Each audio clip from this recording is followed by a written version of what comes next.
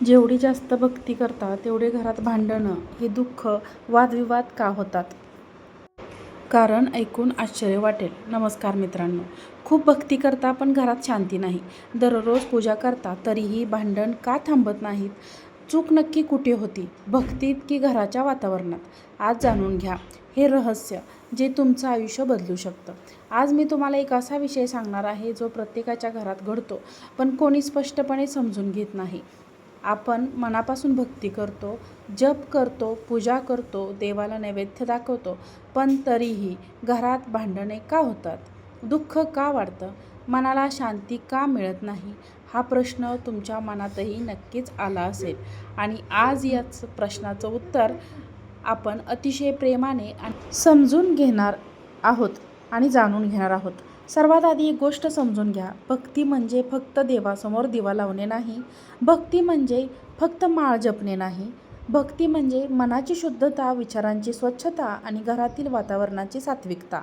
आजकाल आपण काय करतो? सकाळी उठतो, देवाला नमस्कार करतो, माळ जपतो आणि त्यानंतर दिवसभर राग, चिडचिड, मत्सर, बोलण्यात कडवटपणा, घरात एकमेकांशी वाईट वागणूक.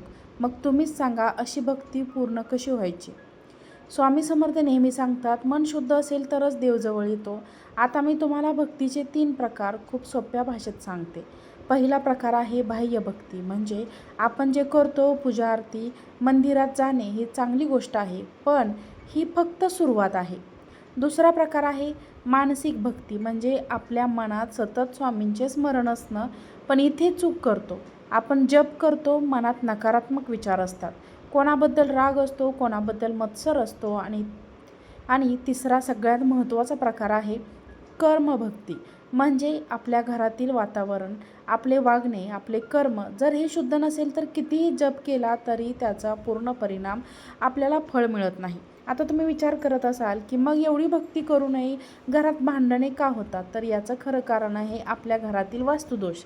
हो मैत्रिणींनो, हे ऐकून तुम्हाला आश्चर्य वाटेल, पण हे अगदी खरं आहे.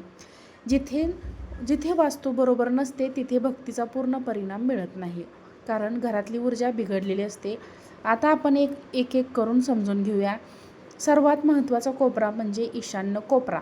हा कोपरा देवाचा कोपरा मानला जातो. इथेच पूजाघर असायला हवं, इथे स्वच्छता असायला हवी.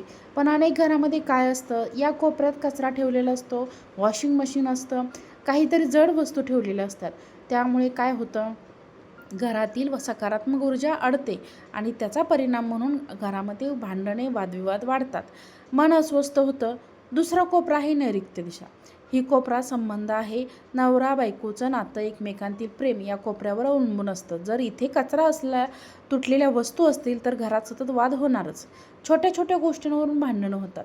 तिसरा कोपरा आहे दक्षिण पश्चिम. ह्या कोपऱ्यात हे तर या ठिकाणी स्थैर्य आणि हा कोपरा पैशाचा आहे. इथे योग्य व्यवस्था नसेल तर पैशाच्या अडचणी येतात. कितीही कमावलं तरी टिकत नाही. मैत्रिणींनो, एक छोटं उदाहरण सांगते. एक बाई रोज स्वामींची खूप सेवा करायची, दिवसाला 100 माळ जप करायची, पण तिच्या घरात सतत सासू सुनांचं भांडण चालायचं. मनाला शांती नव्हती. मग तिने गुरुमाऊलींचा सल्ला घेतला. तेव्हा त्यांनी सांगितलं, तुझ्या घराचा ईशान्य कोपरा स्वच्छ नाही, तिथे जड वस्तू ठेवलेल्या आहेत आणि तो कोपरा स्वच्छ कर आणि तिथे स्वामींचा फोटो ठेवा. तिने अगदी मनापासून हे केलं आणि फक्त 15 दिवसात तिच्या घरात शांतता आली. यावरून एक गोष्ट स्पष्ट होते, भक्ती आणि ही वास्तू हे दोन्ही एकमेकांशी जोडलेले आहे. फक्त भक्ती करून चालत नाही आणि फक्त वास्तू करूनही चालत नाही. दोन्ही गोष्टी संतुलित असायलाच हव्यात. आता मी तुम्हाला स्वामी समर्थांच्या लीलांमधून एक सुंदर गोष्ट सांगते. एक भक्त स्वामींकडे आला आणि म्हणाला, बाबा मी रोज जप करतो, पूजा करतो, पण माझ्या घरात सुख नाही. स्वामींनी डोळे बंद करून त्याच्या घराची स्थिती पाहिली आणि म्हणाले, तुझ्या घराचा मध्यभाग बंद आहे, तिथे जड वस्तू ठेवलेल्या आहेत, तिथे ब्रह्मस्थान आहे, तो मोकळा ठेव. मग त्या भक्ताने घरी जाऊन तो भाग मोकळा केला आणि काही दिवसातच त्याच्या घरात बदल दिसू लागला. मैत्रिणींनो, आता तुम्हाला काही सोपे उपाय सांगते जे तुम्ही आजपासून करू शकता. पहिला उपाय, रोज सकाळी उठून ईशान्य कोपरा स्वच्छ करा, तिथे पाणी शिंपडा आणि स्वामींच्या फोटोला नमस्कार करा. दुसरा उपाय, घरात तुटलेल्या वस्तू ठेवू नका, त्या लगेच बाहेर काढा. तिसरा उपाय, रोज संध्याकाळी घरातील नकारात्मक ऊर्जा निघून जाते. चौथा उपाय, जप करताना फक्त शब्द उच्चारू नका, तर मनापासून स्वामींचे स्मरण करा. आणि सगळ्यात महत्त्वाची गोष्ट मैत्रिणींनो, घरामध्ये प्रेमाने बोला. एकमेकांशी गोड वागा, कारण देव तिथेच वास करतो जिथे प्रेम असतं. आता शेवटी मी तुम्हाला एक छोटीशी सेवा सांगते, जी तुम्ही 7 दिवस करा. रोज सकाळी 11 माळी स्वामींचा जप करा आणि जप झाल्यानंतर घरभर फिरून स्वामींचे नाव घ्या आणि मनात प्रार्थना करा, स्वामी माझ्या घरातील सर्व नकारात्मक ऊर्जा दूर करा, आमच्या घरात सुख शांती आणि समाधान लाभू द्या. ही सेवा मनापासून करा. तुम्हाला नक्कीच फरक जाणवेल, तुम्हाला नक्कीच फळ मिळेल. माझ्या लाडक्या मैत्रिणींनो, लक्षात ठेवा, जास्त भक्ती करूनही दुःख येत असेल तर त्यामागे काहीतरी कारण असतं आणि ते कारण समजून घेतलं तर उपायही सापडतो. भक्ती सोडायची नाही, पण योग्य पद्धतीने करायची आहे.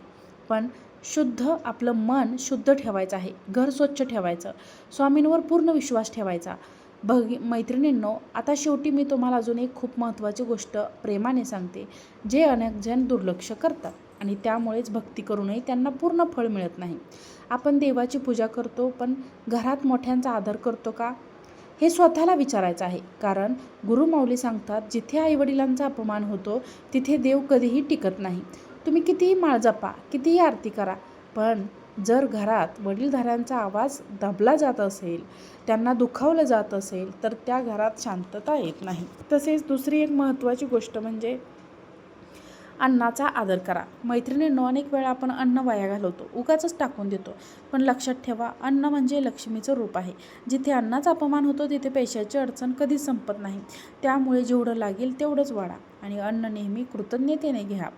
आणखीन एक छोटी पण प्रभावी सवय लावा. रोज रात्री झोपण्यापूर्वी 2 मिनिटे स्वामी हो मैत्रिणींनो, एक गोष्ट कायम लक्षात ठेवा, उशीर करत नाही, पण तो योग्य वेळ वाट पाहतो. म्हणूनच आज केलेली भक्ती उद्या फळ देईल असा हट्ट करू नका. तर संयम ठेवा, विश्वास ठेवा आणि सातत्य ठेवा.